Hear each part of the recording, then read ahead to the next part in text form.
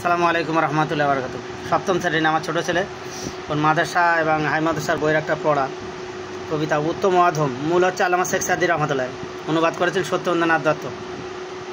কুকুর আসিয়ায় এমন কামড় দিল প্রতীকের পায়, কামড়ের চোটে 20 দাঁত ফুটে 20 লেগে গেল তাই। ঘরে ফিরে এসে রাতে বেচারা বিষম ব্যথা জাগে, মেয়েটি তারই সাথে হাই জাগে শিয়রে আগে। বাপের এসে বলে ভৎসনা ছলে কপালে রাখিয়া হাত, তুমি কেন বাবা ছেলে দিলে তারে, তোমার কি নেই দাঁত?